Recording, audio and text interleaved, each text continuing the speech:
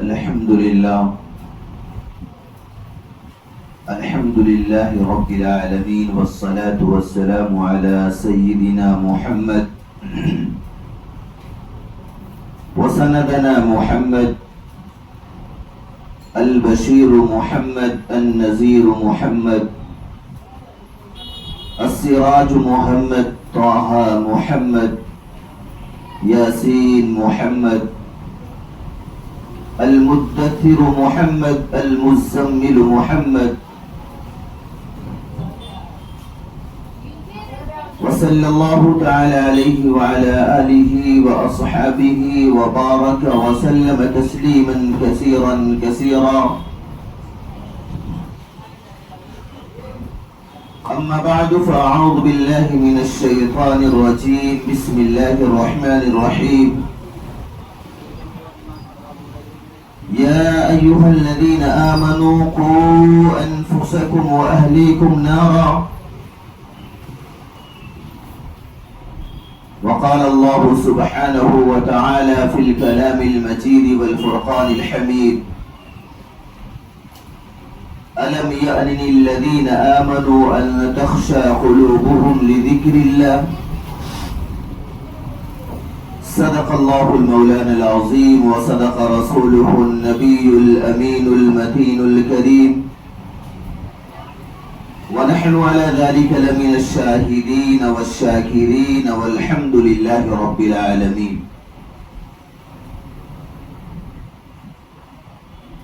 عزیزان گرامی، قابل احترام حاضرین مجلس،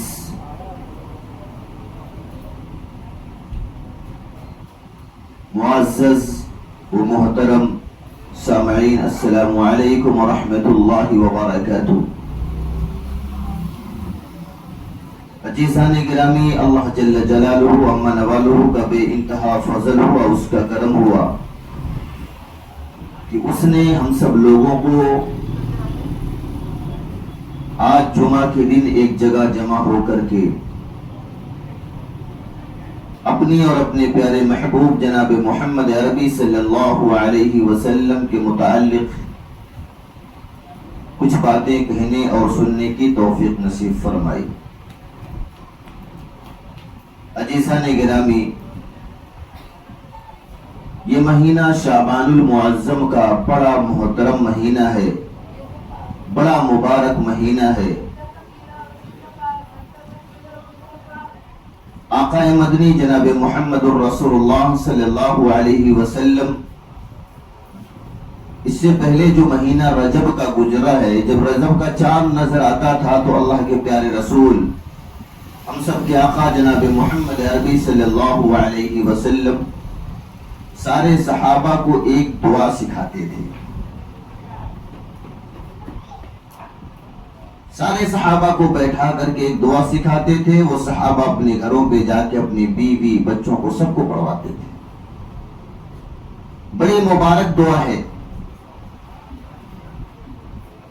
وہ دعا کیا ہے؟ اللہ کے رسول صلی اللہ علیہ وسلم جو صحابہ کو سکھاتے تھے: اللہم بارک لنا فی رجب و شعبان و بلغنا رمضان. اللہم بارک لنا فی رجب و شعبان و بلغنا رمضان. کہ رمضان تک، رجب، شعبان، رمضان تک اللہ پہنچا دے ہم کو. اور یہ اللہ پاک نے سال میں 12 مہینے بنائے. ان 12 مہینوں کے اندر اللہ پاک نے سب سے زیادہ فضیلت، سب سے زیادہ احترام والا، عظمت والا مہینہ اللہ جل جلالہ عما نوالہ نے 4 مہینے کو بنایا. سب سے زیادہ فضیلت اللہ پاک نے 4 مہینے کو عطا فرمائی: رجب، محرم، رجب، شعبان، اس کے بعد رمضان. اللہ پاک نے اس مبارک مہینے میں ہم سب لوگوں کو پہنچا دیا. یہ اللہ کا فضل ہے کہ رجب کا بھی مہینہ ہماری نظروں سے چلا گیا، شعبان کا مہینہ آیا. اللہ کے پیارے رسول صلی اللہ علیہ وسلم نے فرمایا کہ شعبان اور رجب اور شعبان کے اندر رمضان کے لیے تیاریاں کرو. جس طریقے سے انسان ایک جگہ سے جب دوسری جگہ جاتا ہے، مثلا اگر ممبئی سے یو پی جانا ہو تو اس کے جانے سے 2 مہینہ پہلے ٹکٹ نکالتا ہے اور 2 مہینے سے وہ پہلے تیاریاں شروع کرتا ہے، شاپنگ کرتا ہے. اسی طریقے سے اللہ کے رسول صلی اللہ علیہ وسلم نے فرمایا کہ رمضان المبارک مہینہ آنے سے پہلے اللہ پاک نے 2 مہینے ایسے عطا فرمائے، ایک تو رجب، دوسرے شعبان. ان مہینوں کی فضیلت اللہ کے رسول صلی اللہ علیہ وسلم نے فرمایا کہ اپنے اعمال کو درست کرنے کی ہے، تاکہ ہم استقامت کے ساتھ رمضان المبارک کے مہینے تک پہنچ جائیں. اللہ کے رسول نے فرمایا رجب اور شعبان میں زیادہ سے زیادہ روزے بھی رکھو تاکہ اپنے نفس کے اوپر کنٹرول ہو سکے. عزیزان گرامی، اللہ جل جلالہ عما نوالہ نے اس مہینے کی فضیلت اور اہمیت کو اپنے محبوب جناب محمد عربی صلی اللہ علیہ وسلم کے ذریعے ہم سب لوگوں تک پہنچا دیا. آقائے مدنی جناب محمد عربی صلی اللہ تعالی علیہ وسلم نے فرمایا جب رجب کا مہینہ آتا تو سارے صحابہ کو اکٹھا کرتے اور ایک دعا پڑھاتے تھے، وہ دعا اللہم بارک لنا فی رجب و شعبان وبلغنا رمضان.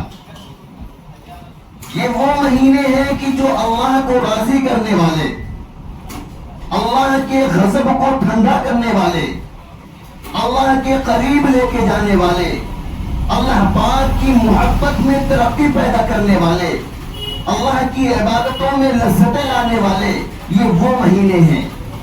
عزیزان گرامی، اللہ پاک اس امت سے یعنی امت محمدیہ سے اتنی محبت کرتا ہے، اتنی محبت کرتا ہے کہ آدم علیہ السلام سے لے کے حضرت عیسیٰ علیہ السلام تک کم و بیش 1,24,000 انبیاء علیہ السلام کو اللہ پاک نے اس دنیا کے اندر بھیجا ہے اور سارے نبیوں کی قوم کی امت تھی. لیکن اللہ پاک نے آدم علیہ السلام سے لے کر کے حضرت عیسیٰ علیہ السلام تک جتنی بھی ان کی امتیں تھی، اتنی محبت اللہ پاک نے کسی بھی نبی کے امت سے نہیں کیا. اللہ پاک نے اس امت کے لیے طرح طرح کی ان کے گناہوں کے معاف کرنے کا راستہ بتلا دیا. پہلے کی امتوں کی جو قوم ہوا کرتی تھی، ان کی امت ہوتی تھی، اگر کچھ گناہ کرتی تھی تو ان کی پیشانی پر لکھ دیا جاتا تھا. لیکن آقا علیہ السلام کے صدقے توفیل میں اللہ پاک نے اس امت سے اتنا پیار کیا کہ یہ اگر دن کے اجالے میں، رات کے اندھیرے میں، کوٹھریوں کے اندر، جنگلوں میں، بیابان کے اندر یہ گناہ بھی کرے، اللہ پاک اس کے گناہوں پر پردہ ڈال دیتا، عیا نہیں کرتا. پہلے امتوں کا حال یہ تھا کہ اگر وہ گناہ بھی کرتے تھے تو ان کی پیشانی پہ لکھ دیا جاتا تھا. وہ اپنے سروں پر کپڑے کی پٹی باندھ کے چلتے تھے. لوگ جب پوچھتے تھے بھائی کیا ہوا تو وہ کہتے تھے بھائی سر میں درد ہے، بہانے کرتے تھے. لیکن اللہ پاک نے اس امت پر اپنا خاص فضل اپنے محبوب کے صدقے فرمایا کہ اس امت صبح سے لے کے شام تک اللہ کی نافرمانی کرتی ہے، شام سے لے کے صبح تک اللہ کی نافرمانی کرتی ہے، لیکن اس کے عیوب کو اللہ پاک کبھی کسی کے سامنے نہیں لا کے پردہ فاش کیا. بلکہ اللہ پاک قرآن کے اندر فرماتا ہے یا ایھا الذین آمنوا قوا انفسکم واہلیکم نارا. اللہ پاک فرماتا قرآن مقدس کے اندر کہ اے ایمان والو بچا لو، اے ایمان والو بچا لو، یا ایھا الذین آمنوا، اے ایمان والو بچا لو، قوا انفسکم، کس سے بچا لو؟ بچا لو کس کو بچا لو؟ قوا انفسکم، اپنے دوستوں کو، اپنے رشتہ داروں کو، اپنے بھائی بہنوں کو، اپنے والدین کو، اپنے پڑوسیوں کو، اپنے دوست و احباب کو بچا لو. کس سے بچا لو؟ وَأَهْلِكُمْ نَارًا، جہنم کی آگ سے. جہنم کی آگ سے بچانے کا طریقہ کیا ہے؟ قرآن میں اللہ فرماتا ہے قُلْ إِن كُنتُمْ تُحِبُّونَ اللَّهَ فَاتَّبِعُونِي. اللہ پاک کہتے ہیں اگر میرے غضب کو ٹھنڈا کرنا چاہتے ہو، مجھ سے دوستی کرنا چاہتے ہو, مجھ سے اپنے معاملات درست کرنا چاہتے ہو, جہنم سے بچ کر جنت میں جانے والے بننا چاہتے ہو, تو فاتبعونی, میرے نبی کی اتباع کر لو. میرے نبی کی اتباع کیا ہے؟ نبی پاک صلی اللہ علیہ وسلم کی اتباع, ان کی طرح بات کرنا, ان کی طرح راستے چلنا, ان کی طرح بازاروں سے گزرنا, ان کی طرح پڑوسیوں کے ساتھ حسن ظن رکھنا, ان کی طرح والدین کے ساتھ حسن ظن رکھنا, ان کی طرح اپنے بھائی بہنوں کے حقوق کو ادا کرنا, پڑوسیوں کے حقوق کو ادا کرنا, اپنے بچوں کے حقوق کو ادا کرنا, اور اسی طریقے سے اپنے بچے اور بچیوں کی شادی کرنا. نبی پاک صلی اللہ علیہ وسلم نے اللہ پاک کو جس طریقے سے عبادت کر کے منوایا ہے, منایا ہے, اللہ کے رسول صلی اللہ علیہ وسلم کے طریقے پر 100% آ جاؤ, کامیابی ہے. نماز اسی طریقے سے پڑھو جس طریقے صحابہ نے پڑھی تھی. حضرت عمر فاروق رضی اللہ تعالیٰ عنہ کا بہت مشہور واقعہ ہے کہ جب خلیفۃ المسلمین بنے, اللہ کے پیارے رسول صلی اللہ علیہ وسلم جب اس دنیا سے پردہ فرما گئے, خلیفہ اول صدیق اکبر رضی اللہ تعالیٰ عنہ بنے. جب وہ اس دنیا سے چلے گئے تو دوسرے خلیفہ سیدنا عمر فاروق رضی اللہ تعالیٰ عنہ بنے, خلیفۃ المسلمین بنے, بادشاہ بنے مسلمانوں کے. جب وہ بادشاہ بنے تو جو بادشاہ ہوتا تھا وہی امامت کرتا تھا. حضرت عمر فاروق رضی اللہ تعالیٰ عنہ امامت فرما رہے تھے. مسجد نبوی میں غالباً حدیث کی کتابوں میں لکھا فجر کی نماز تھی. حضرت عمر فاروق رضی اللہ تعالیٰ عنہ کہاں پہنچتے؟ مسجد نبوی میں فجر کی نماز پڑھانے کے لیے جاتے ہیں. صحابہ کرام رضوان اللہ تعالیٰ علیہ مجمعین مسجد کے اندر سب بانٹ کر بیٹھے ہوئے ہیں, وقت کا انتظار ہو رہا ہے کہ نماز کا وقت ہو جائے اور سیدنا عمر فاروق رضی اللہ تعالیٰ عنہ خلیفۃ المسلمین جو ہے وہ آگے بڑھیں گے, نماز پڑھائیں گے, امامت فرمائیں گے. وہ وقت آیا اور سنتوں سے فارغ ہونے کے بعد جائے نماز پر پہنچتے ہیں. صحابہ کرام پیچھے سب بات کر کھڑے ہوتے ہیں, تکبیر ہوتی ہے. حضرت عمر فاروق رضی اللہ تعالیٰ عنہ آقا امامت کرتے ہوئے اللہ اکبر کہہ کے نیت باندھ لیتے ہیں. نیت باندھنے کے بعد سرا پڑھتے, جب قرات شروع ہوتی ہے. صحابہ کرام کی نماز ایسی ہوتی تھی کہ جب وہ نماز کے لیے نیت باندھ لیتے تھے تو ان کو اللہ کے علاوہ دوسرا کوئی نظر نہیں آتا تھا. وہ نماز کے لیے نیت باندھ لیے, صحابہ کرام پیچھے سب میں کھڑے ہوئے ہیں, ادھر قرات چالو ہے, پیچھے حضرت عمر فاروق رضی اللہ تعالیٰ عنہ کا جانی دشمن اپنے اندر اپنے آستین کے اندر خنجر چھپا کے کھڑا ہوا تھا. سیدھا حضرت فاروق رضی اللہ تعالیٰ عنہ کے پیچھے جو تھا وہ اپنے آستین سے خنجر کو نکالتا ہے اور حضرت عمر فاروق رضی اللہ تعالیٰ عنہ کے پیچھے ایک وار کرتا ہے. وہ حضرت عمر فاروق رضی اللہ تعالیٰ عنہ کی آواز میں ذرہ برابر لچک نہیں آئی, ذرہ برابر لچک نہیں آئی. وہ جس طریقے سے قرات کر رہے تھے اسی طریقے سے قرات کر رہے ہیں. وہ جانی دشمن جو تھا واپس خنجر کو نکالتا ہے, دوبارہ پیٹھ پہ وار کرتا ہے. حدیث کی کتابوں میں لکھا ہے کہ وہ دوسری مرتبہ جب وار کیا ذرہ برابر بھی حضرت عمر فاروق رضی اللہ تعالیٰ عنہ کی آواز میں لچک بھی نہیں آئی. وہ جس طریقے سے قرات کر رہے تھے نماز کی حالت میں جس طریقے سے تھے اسی طریقے سے قرآن کی تلاوت ہو رہی ہے. وہ جانی دشمن جو تھا وہ خنجر تیسری مرتبہ نکالتا ہے. وہ سمجھ گیا کہ میں وار پہ وار کروں گا اور وار پہ وار کرتا جاؤں گا لیکن ان کی آواز میں بھی ذرہ برابر فرق نہیں آئے گا. وہ ایسا ایمان تھا. وہ تیسری مرتبہ جب خنجر کو نکالتا ہے تو سامنے سے آتا اور توڑ پہ مار دیتا ہے. جب توڑ پہ مارتا ہے تو حضرت عمر فاروق رضی اللہ تعالیٰ عنہ کی وہ جھڑی باہر نکل گئی. وہ پیچھے ہاتھ بڑھاتے ہیں اور ایک صحابی کو گھسیٹ کے جائے نماز پہ کرتے ہیں اور کہتے ہیں کہ عمر تڑپ کر مر رہا ہے, مرنے دو, اللہ کی عبادت میں فرق نہیں آنے دینا. عمر نے تڑپ کر مرنا پسند کیا لیکن اللہ کی عبادت میں فرق ذرہ برابر آ جائے عمر کو منظور نہیں تھا. تو صحابہ کرام رضوان اللہ تعالی مجمعین کی ایسی نمازیں ہوا کرتی تھی.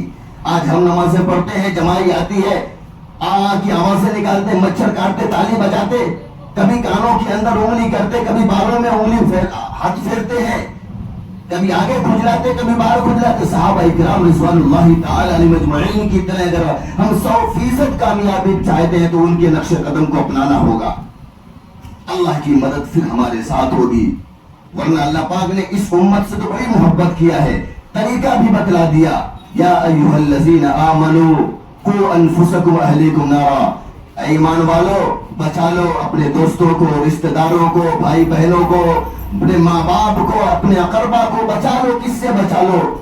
قو انفسکم واہلیکم نارا، جہنم کی آگ سے۔ اللہ پاک کہتے ہیں میں نے 7 جہنم بنائی ہے، اور اس کے اندر جو آگ ہے نا وہ ایسی آگ ہے کہ اللہ کے رسول صلی اللہ علیہ وسلم سے حضرت جبریل امین فرمانے لگے، اللہ کے رسول صلی اللہ علیہ وسلم اگر اس جہنم کے پانی کو بھی ایک قطرہ کسی سمندر میں ٹپکا دیا جائے دنیا کے اندر تو پورے سمندر کے پانی کڑوے سے کھارے سے کڑوا ہو جائے، اور جہنم کے اندر کپڑے جو دیے جائیں گے، پہنائے جائیں گے، اس کپڑے کو ایک چندی کے ٹکڑے کے برابر دنیا کے اندر ٹپکا دیا جائے، پھینک دیا جائے، اور وہ پوری دنیا اس کی بدبو سے، اس کی گرماہٹ سے ہلاک و برباد ہو جائے گی۔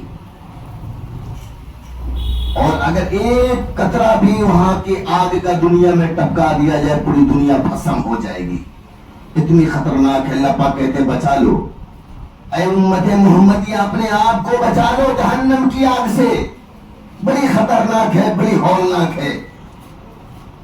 عزیزان گرامی، حضرت علی رضی اللہ تعالیٰ عنہ اللہ کے پیارے رسول صلی اللہ علیہ وسلم کے داماد ہیں، امام حسن اور حسین رضی اللہ تعالیٰ عنہ کے والد محترم ہیں، جنتی عورتوں کے سردارن، جنتی نوجوانوں کے سردارن کے ابا ہیں، اور جنتی نوجوانوں کی سردارن کی جو سردارن ہیں ان کے شوہر ہیں۔ کیا نام ہے؟ حضرت علی، جنہوں نے خیبر کو فتح کیا تھا۔ اللہ کے پیارے رسول صلی اللہ علیہ وسلم کے جانشین صحابہ ہیں۔ اللہ کے رسول نے اپنی بیٹی لخت جگر نور نظر بیٹی کو دیا تھا ان کی عقد میں، ان کی نکاح میں، بڑی پیار کرتے تھے۔ اللہ کے رسول فرماتے تھے یہ میری بیٹی میرے دل کی ٹکڑا ہے، میری بیٹی فاطمہ میری دل کی ٹکڑا ہے، میرے روح کی ٹھنڈک ہے، میرے آنکھوں کا سرور ہے۔ اس بیٹی کا نکاح حضرت علی رضی اللہ تعالیٰ عنہ سے کیا، وہ بھی صحابہ تھے۔ ایک مرتبہ کسی جنگ میں حضرت علی رضی اللہ تعالیٰ عنہ کے ٹانگ کے اندر ایک تیر آ کے گھس گیا تھا، اور وہ ہڈی تک جا کے لگ گیا، وہ تیر ہڈی تک پہنچ گیا، کسی سے نکلواتے نہیں تھے۔ جہاں پر 2-4 صحابے بیٹھے رہتے تھے اور حضرت علی کا گزر ہوتا تو سمجھ جاتے یہ میری ٹانگ سے جو ہے تیر نکالنے کی بات کرتے، وہاں سے بھاگ جاتے تھے۔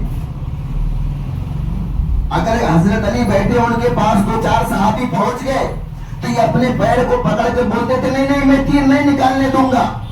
سارے صحابہ پریشان تھے کہ اگر یہ تیر حضرت علی کے رانگ سے نہیں نکالی گئی تو ان کے گوشت کے لوتھڑے کو سڑاتے ہوئے سب خراب کر دے گی، ان کا پیر خراب ہو جائے گا، کاٹنا پڑے گا۔ بڑے پریشان ہو گئے صحابہ کرام، جہاں پر حضرت علی 2-4 کو دیکھتے تھے وہاں سے بھاگ جاتے تھے، نہیں نہیں میں تیر نہیں نکالنے دوں گا، میں تیر نہیں نکالنے دوں۔ سارے صحابہ پریشان تھے کیسے تیر نکالی جائے، اگر تیر نہیں نکالی گئی تو حضرت علی کی ٹانگ خراب ہو جائے گی۔ تو کسی نے کہا کہ ایسے تو حضرت علی تیر نکالنے نہیں دیں گے، وہ جب نماز کی حالت میں کھڑے ہو تو تیر نکال لیا جائے۔ لوگوں کو یہ رائے پسند آئی۔ حضرت علی رضی اللہ تعالیٰ عنہ نماز کے لیے کھڑے ہوئے، نیت باندھے، اور صحابہ اکرام طاق میں تھے کہ حضرت علی کبھی نماز کی حالت میں کھڑے ہو ہم تیر نکال لیں۔ دیکھتے ہیں صحابہ اکرام کی حضرت علی نے نیت باندھ لی، اب ان کو اللہ کے علاوہ کچھ نظر نہیں آئے گا۔ صحابہ اکرام طاق میں تھے، آئے اور پکڑے، تیر کو نکال لیا، نماز پیچھے بیٹھ گئے، حضرت علی نماز پڑھ رہے، نماز سے فارغ ہوئے، سلام پھیرے، سلام پھیرنے کے بعد جب ان کی نظر صحابہ پہ پڑتی ہے اپنے پیر کو پکڑتے ہیں اور کہتے ہیں نا میں نہ اپنے پیر سے تیر کو نہیں نکالنے دوں گا۔ صحابہ اکرام کہتے ہیں اللہ اللہ، حضرت علی کی کیسی نماز ہے، تیر نکالا جا چکا ہے اور حضرت علی کو خبر بھی نہیں ہے۔ وہ ایسی نمازیں پڑھتے تھے۔ آج تو ہم کو مچھر بھی کاٹتا تو تالیاں بجتی ہیں، ہماری نماز کیسی ہے؟ بتائیے، وہ صحابہ اکرام کی نماز ہوا کرتی تھی جو دشمن وار پہ وار کرے لیکن آواز کے اندر ذرہ برابر لچک نہیں۔ وہ کیسی نمازیں تھی جو تیر نکالنے کے لیے کافی دنوں تک لوگ پریشان تھے، صحابہ اکرام پریشان تھے، نماز کے لیے نیت بعد نیتی نکالی جا گئی، جنبش تک حضرت علی کو ان کے پیر میں جنبش تک نہیں آئی۔ اللہ پاک اس امت سے کتنی محبت کرتا ہے۔ اللہ پاک نے رجب ہی کے مہینے میں یہ جو ہم نماز پڑھ رہے ہیں، اللہ پاک یہ رجب ہی کے مہینے میں جب اللہ کے رسول صلی اللہ علیہ وسلم معراج پہ گئے تھے تو تحفے میں اللہ نے عطا فرمایا تھا کہ تیری امت میرے محبوب اگر یہ نماز کو پڑھے گی 5 وقت کی تو میں 50 دوں گا۔ تیری امت سجدہ کرنے کے بعد اگر اپنے آنکھ سے ایک آنسو کے قطرے کو ٹپکا دے گی، میں پوری دنیا کو لا کے اس کے قدموں میں ڈال دوں گا۔ عزیزان گرامی، ہم کو توبہ اللہ پاک سے استغفار پڑھ کر اللہ کو اپنے راضی کرنا ہے۔ اگر ہم نے سچے دل سے توبہ کر لیا تو ہم تو اس کے محبوب نبی کی محبوب امت ہے۔ اللہ نے ہم سے محبت کیا ہے تب اپنے گھر تک پہنچایا ہے۔ ایک بادشاہ تھا، اس کے ایک نوکر تھا، وہ نمازی تھا۔ وہ اپنے بادشاہ کے ساتھ کہیں جا رہا تھا، راستے میں مسجد پڑی، اذان ہوئی، انہوں نے کہا بادشاہ سلامت میں نماز پڑھ کے آتا ہوں۔ بادشاہ نے کہا ٹھیک ہے جلدی جاؤ۔ نماز کے لیے مسجد میں گیا، نماز پڑھا، لوگ مسجد میں گئے، وہ بادشاہ باہر کھڑا ہو کے انتظار کر رہا۔ مسجد میں جتنے لوگ گئے سب واپس نماز پڑھ کے نکل گئے، مسجد خالی ہو گئی مسجد، اور بادشاہ انتظار کر رہا ہے کہ میرا جو غلام تھا وہ تو ابھی تک نکلا ہی نہیں۔ بہت پریشان ہوا، کافی دیر ہو گئی، باہر سے آواز لگانا ہے کہ فلاں کیا کر رہے ہو؟ اس نے کہا مجھے آنے نہیں دیتے۔ اس نے کیا کہا؟ مجھے آنے نہیں دیتے۔ باہر سے کھڑا ہو، وہ بادشاہ کہہ رہا بھائی کون نہیں آنے دیتا؟ پوری مسجد تو خالی ہے۔ بولے جو تجھے باہر سے اندر نہیں آنے دیتا وہی مجھے اندر سے باہر نہیں جانے دیتا۔ تو مسجد تک آنا یہ اللہ کی توفیق ہے۔ وہ کہہ رہا جو تجھے باہر سے اندر نہیں آنے دیتا، اگر رب نہ چاہے تو کوئی باہر سے اندر نہیں آ سکتا، اور رب نہ چاہے تو کوئی اندر سے باہر نہیں جا سکتا۔ اس غلام نے کہا جو بادشاہ تجھے باہر سے اندر نہیں آنے دیتا وہی مجھے اندر سے باہر نہیں جانے دیتا۔ اللہ پاک نے اس نماز کے ذریعے سے، قرآن کے ذریعے سے، بڑے سے بڑا چور بھی جو ڈاکو ہوا کرتے تھے نا، اس کو بھی اللہ ولی بنا دیتا تھا۔ ایک بہت بڑا ڈاکو تھا، بہت بڑا ڈاکو تھا، جس کا نام فضیل تھا۔ کیا نام تھا؟ فضیل نام تھا۔ بہت بڑا ڈاکو تھا، اس کی گینگ بہت بڑی تھی، اس کے نام کی شہرت کافی دور دور تک تھی۔ اس کے نام کو سننے سے بچے سے لے کے بوڑھے جوان سب تھرا جاتے تھے، کپکپاہٹ آ جاتی تھی، لوگ اپنے گھر کے دروازے کو بند کر کے اندر پیک ہو جاتے تھے۔ اتنا خطرناک وہ ڈاکو تھا، اس کا نام فضیل تھا۔ اس کا کام تھا دن بھر کاٹ مار پیٹ لوٹ ڈاکہ یہی سب کرنا تھا۔ دوسروں کی زمینوں پر ناجائز قبضہ کرنا، باغوں پر ناجائز قبضہ کرنا، دوسرے کے مالوں کو لوٹنا۔ اور یہ فضیل جاتا نہیں تھا، لیکن جب یہ جاتا تھا تو لوگ سمجھتے تھے کہ فضیل آ گیا تو کام سب کا تمام۔ پہلے لوگ قافلہ بنا بنا کر سواری پر پیدل سفر کیا کرتے تھے، موٹر گاڑی نہیں رہتی تھی، تو لوٹنے میں ڈاکوؤں کو آسانی ہوتی تھی۔ جب کوئی قافلہ کہتا تھا بھائی آپ لوگ تو جس بھائی کے لیے کام کرتے ہو ان سے ہماری ملاقات کروا دو، ہماری بیٹی کی شادی ہے یا بچوں کی دوا کروانی ہے، ہمارے پاس یہی پیسہ، ہم ان سے بات کر لیں گے۔ تو لوگ کہتے تھے بھائی ہمارے بھائی سے، ہمارے سردار سے مت ملیے، ہم تو تھوڑی بات بھی کر لیتے ہیں لیکن ہمارا سردار ایسا ہے نا، ان کے سامنے کھڑے ہوں گے وہ سیدھا آپ کے سر کو آپ کے تن سے جدا کر دے گا۔ اتنا خطرناک تھا وہ۔ راتوں کو شراب نوشی ہوتی تھی، مجرا ہوتا تھا. گندی گندی عورتیں آتی تھی, ناچتی تھی, گاتی تھی, پوری رات ان لوگوں کی رنگین ہوتی تھی. ایک رات فضیل کے ہاں ناچنے والی عورتیں آئیں, گانے والی عورتیں آئیں, اور سارے فضیل کے جتنے آدمی لوگ تھے سب بیٹھے ہوئے مجرے کے اندر گانا سن رہے. عورتیں ناچ کر لوگوں کو اپنی طرف لبھا رہی تھی, گا کر کے اپنی طرف مائل کر رہی تھی. سب کے ہاتھ میں جام تھا, شراب کی بوتلیں تھی. ایک طرف فضیل بیٹھا ہوا. اللہ کا کرنا اتنا پیارا تھا, اس امت سے اتنی محبت کرتا ہے رب تعالی شانہ. رات کا وقت تھا, چاروں طرف سناٹے تھے, مجرے چالو تھے, لوگوں کے ہاتھ میں جام تھے, شراب کی بوتلیں تھیں. ناچنے والی ناچ رہی ہے, لوگوں کو لبھا رہی ہے, گانے والی گا رہی ہے, لوگوں کو لبھا رہی ہے. کسی اللہ کے بندے نے قرآن کی تلاوت کر رہا, اور اس وقت قرآن کی ایک آیت حضرت فضیل کے جو ڈاکوؤں کا سردار تھا اس کے کان میں پہنچتی ہے. کتابوں میں لکھا ہے کہ اس کے دل کی دنیا بدل گئی. 27ویں پارے کی آیت ہے, الم یأن للذین آمنوا ان تخشع قلوبهم لذکر اللہ.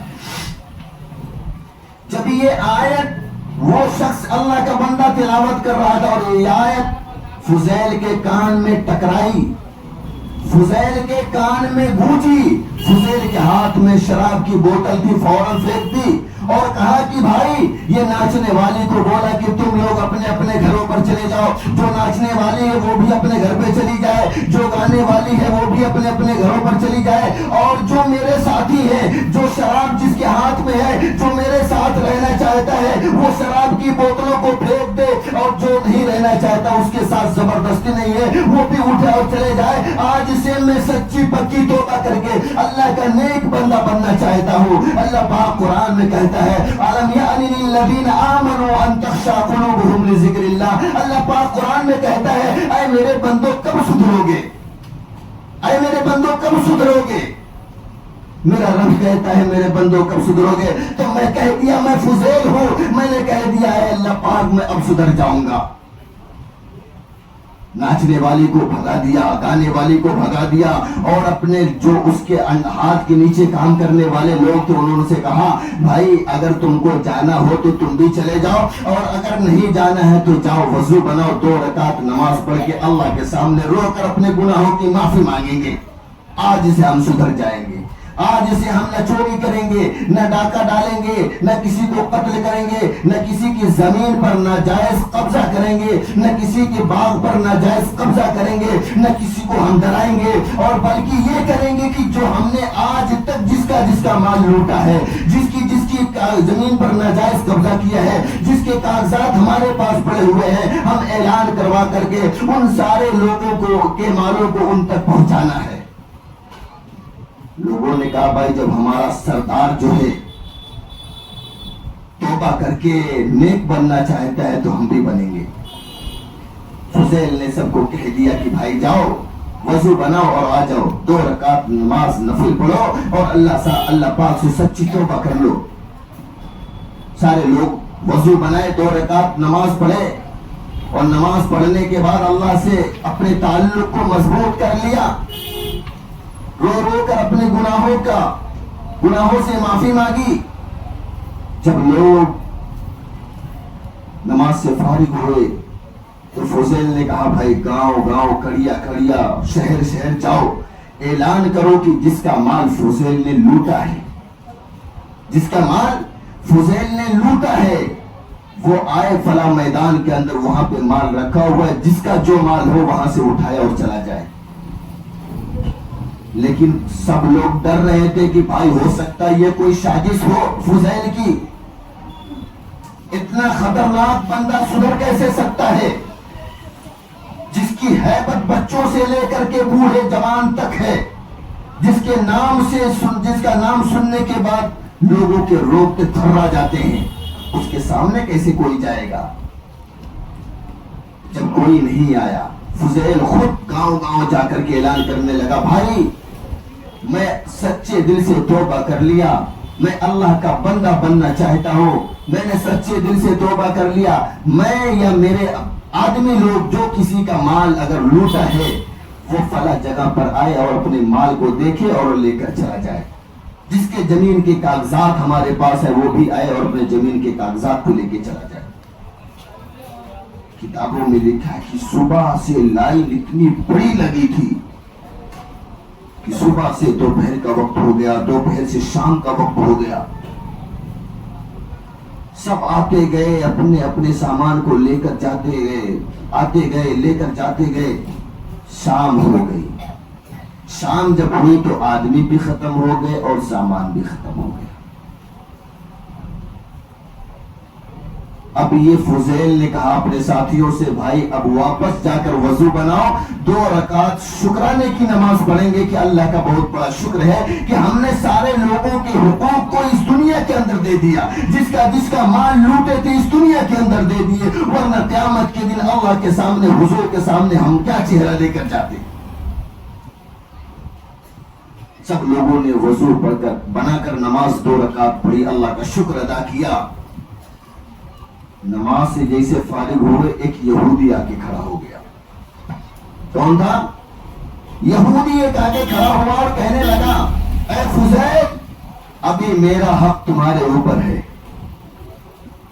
فضیل نے کہا، بھائی ایسا ہے، اب تو ہمارے پاس جتنے سامان تھے سب کے سب چلے گئے، اب ہمارے پاس کچھ نہیں بچا ہے، آپ ایک کام کیجئے، ہمارے فلاں بندے کے پاس جائیے، آپ کا جو بھی حق ہے وہ وہاں پر لکھوا دیجئے، ہم محنت مزدوری کر کے، ہم خود محنت کریں گے، ہمارے ساتھی محنت مزدوری کریں گے، آپ کا حق، آپ کے حق کو ادا کر دیں گے۔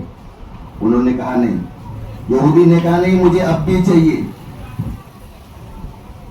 تو بولے بھائی، فضیل نے کہا ہمارے پاس تو ابھی کچھ نہیں ہے بھائی۔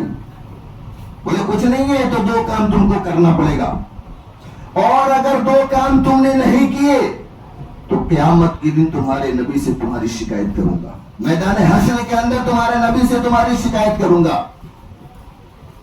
فضیل نے کہا بھائی بتا کون سا کام ہے، چل مزدوری کر لیتے ہیں، مزدوری کروا لے، ہم لوگوں سے، پورے لوگوں سے کروا لے۔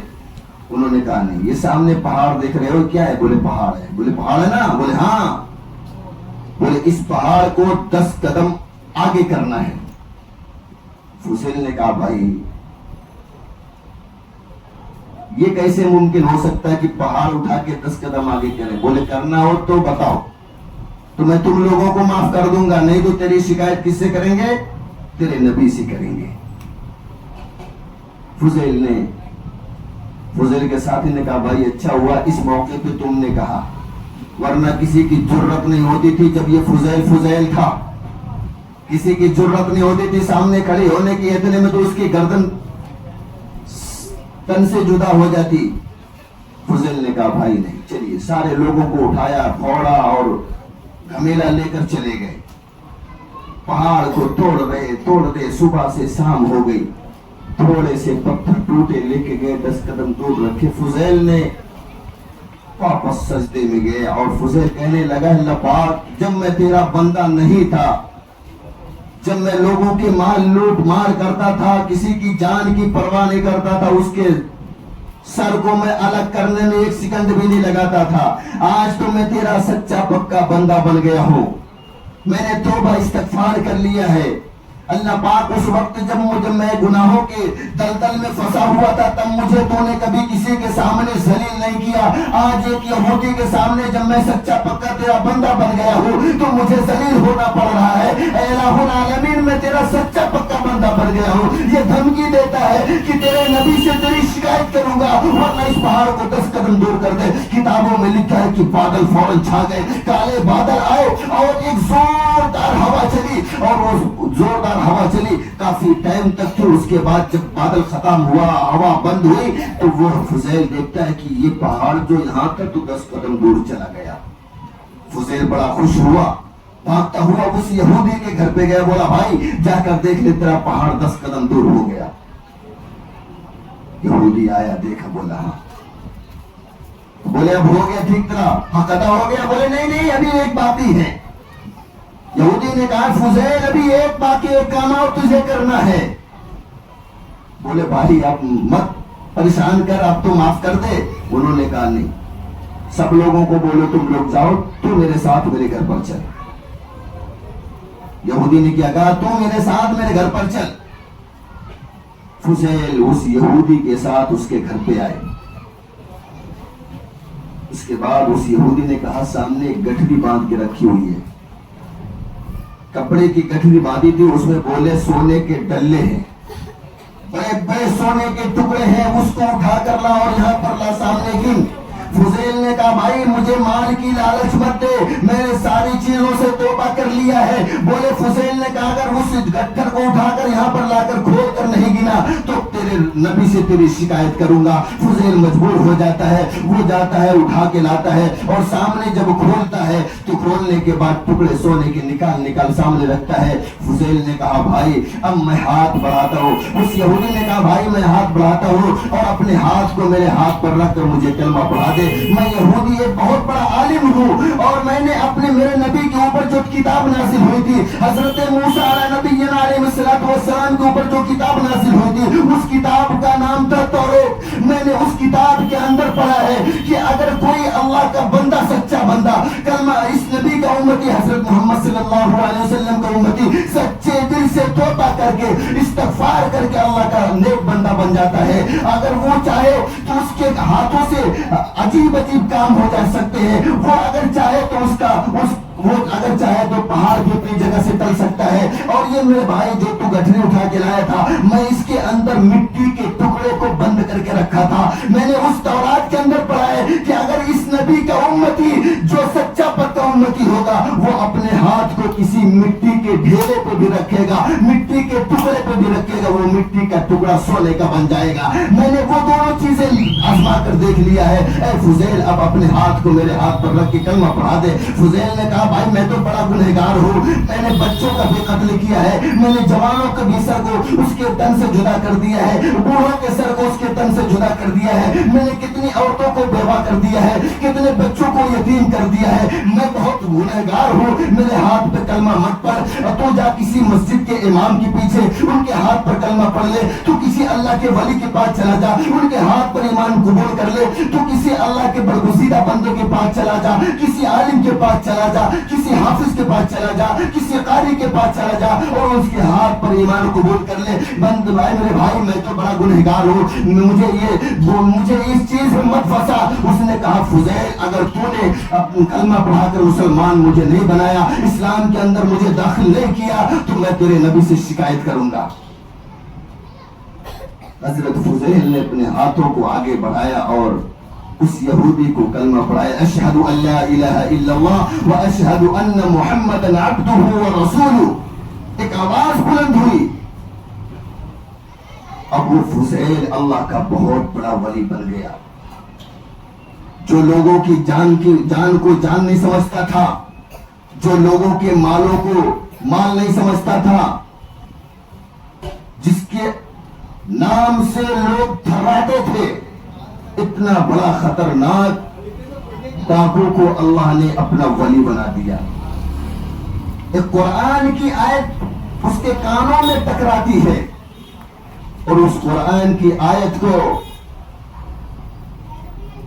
جب اس کے کان میں ٹکرائے تو اس کے مفہوم کو اس کے معنی کو پتا چلا کہ اللہ کیا کہنا چاہتا ہے.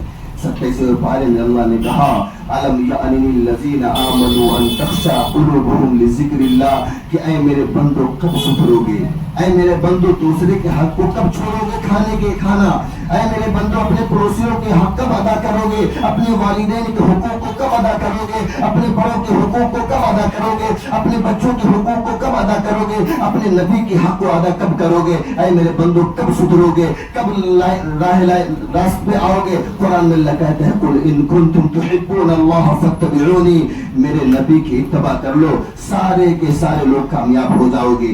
عزیزان گرامی, وقت زیادہ ہو گیا، اللہ پاک کہنے سننے سے زیادہ عمل کی توفیق نصیب فرمائے۔ اللہ ہم سب لوگوں کو اپنی اور اپنے پیارے محبوب جناب محمد عربی صلی اللہ علیہ وسلم کی سچی پکی محبت کرنے والا بنائے، ان کے نقش قدم پر 100% چلنے والا بنائے۔ اللہ پاک ہم سب لوگوں کو 5 وقت نماز پڑھنے کی توفیق نصیب فرمائے۔ وما علینا الا البلاغ، جن حضرات نے سنت نہ پڑھی اور سنت سے فارغ ہو جائے۔